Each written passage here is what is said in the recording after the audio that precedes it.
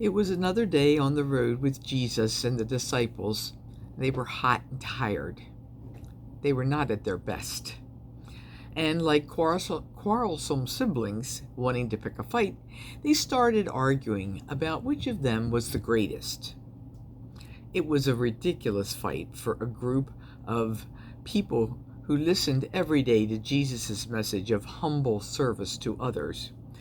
But maybe they didn't feel like being generous right then. I picture Jesus coming onto this scene. He paused and watched his dear friends. They got sidetracked sometimes, but he cared so deeply for each one of them. To reframe their who is greatest discussion, he calls a young child over as he beckons to his disciples. Jesus says, "See this child?" They stop and really look at the little boy.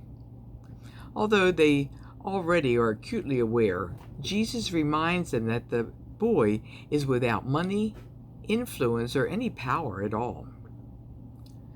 Jesus says softly, "This is what I want you to be like." Whoever accepts, loves, and cares for this defenseless child is loving, accepting, and caring for me. Which of you is the greatest, he asks. The one who is the least amongst you is the one who is the greatest. This gospel reminds us of how very human we all are, and how it can be a struggle to put our own needs and insecurities on hold and really pay attention to what Jesus is saying. He's telling us to stop listening to a world that encourages competition instead of collaboration.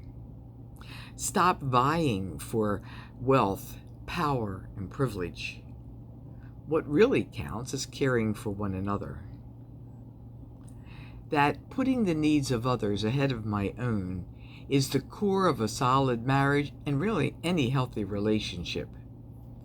It's how trust and loving care is built for each other. Jesus taught us the same message over and over again. Life is not about authority and power, but service to others. The last shall be first, and the first last. Whoever exalts himself shall be humbled, and whoever humbles himself shall be exalted. But in our everyday life, when we are barraged by countless reminders of getting ahead and making more money, we can forget that what we were created for is to love God and each other. It can seem illogical, but it's what Jesus taught. People who give their lives away are the most fulfilled. It's the lesson that Jesus spent his life on. It's the lesson he died for.